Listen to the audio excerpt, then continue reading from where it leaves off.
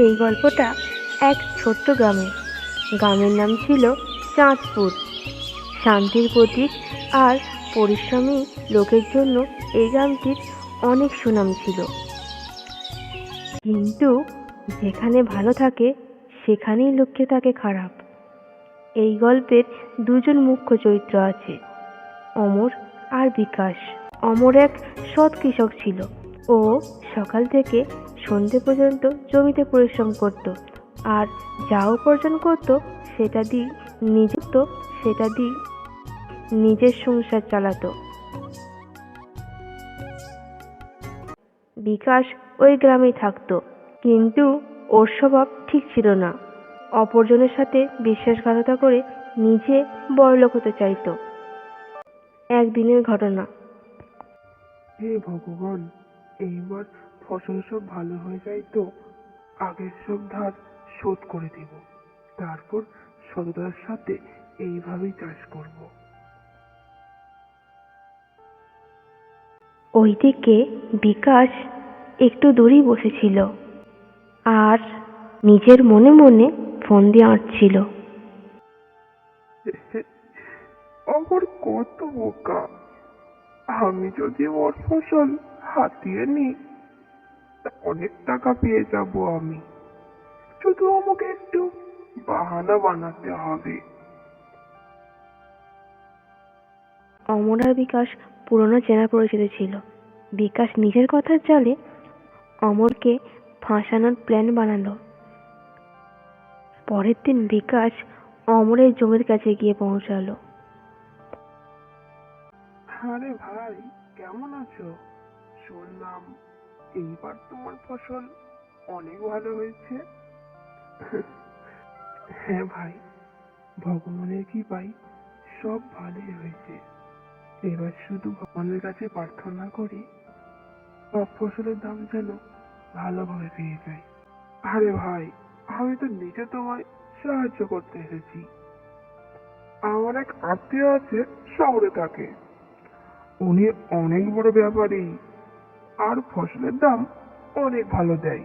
তো কেননা আমি তোমার ফসল এইবার ওনাকে বেচে দিই? তোমার কি মত বলো? কিন্তু আমি এরমটা আগে করিনি। আমার সব ফসল তো আমি হাটেই বেচে দিই। আরে ভাই, তুমি চিন্তা করছো কেন? আমি আছি না, তুমি শুধু ফসল আমাকে দিয়ে দেবে, তারপরে আমি সব সামলে নেব। টাকাও এনে একেবারে তোমায় দিয়ে দেব, তাহলে তার কোনো অসুবিধা রইল না। অমর বিকাশের কথা বিশ্বাস করে নেয় আর নিজের সব ফসল বিকাশকে দিয়ে দেয়, কোনো ডকুমেন্ট ছাড়াই। তারপর অমর রোজ বিকাশকে টাকার কথা বলে, কিন্তু বিকাশ প্রত্যেক দিন নতুন নতুন বাহানা দেয়। বিকাশ ভাই, টাকা কবে পাবো? ভাই, আমাকে ধার শোধ করতে হবে। আরে আর কি বলবো অমর ভাই, ব্যাপারই গেছে বাইরে। যখনই আসবে তখনই আমি নিজের টাকা নিয়ে আসবো। তুমি এত চিন্তা করো না তো। কিছুদিন আরো কেটে যায়। অমরের এবার সন্দেহ হতে লাগলো। দিন সে গ্রামের এক বয়স্ক রামু কাকার কাছে গিয়ে সব কথা বলে।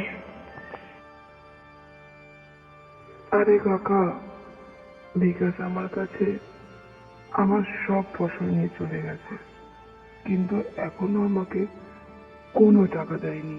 এখন আমি কি করব? আরে বাবা, যদি কোনো কমেন্ট না থাকে তখন এরামে হয়। আচ্ছা, ঠিক আছে, তুই এত চিন্তা করিস না। গ্রামের পঞ্চায়েতের সাথে কথা বল। পরের দিন গ্রামে পঞ্চায়েত বসে। পঞ্চায়েত প্রধান রামু কাকা আরও গ্রামের কিছু মানুষ ছিল সেখানে।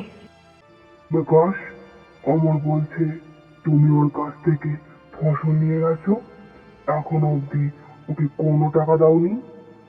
হ্যাঁ, মানে আমি ফসল তো নিয়ে গিয়েছিলাম, কিন্তু ফসল তো খারাপ হয়ে গিয়েছিল, ব্যাপারী সেই ফসল নেয়নি। আমি কি করব? ফসল খারাপ হয়ে গেছে, সেটাও তুই আমার উপর চাপিয়ে দিলি। আমি তো তোকে ভালো ফসল দিয়েছিলাম। ফসল নেওয়ার সময় তো তুই বলেছিলি আমাকে পুরো টাকা দিবি। আরে ভাই, ফসলে লাভ ক্ষতি হতেই থাকে। আমি কি কোনো গ্যারান্টি দিতে পারি যে তুমি টাকা পাবেই পাবে?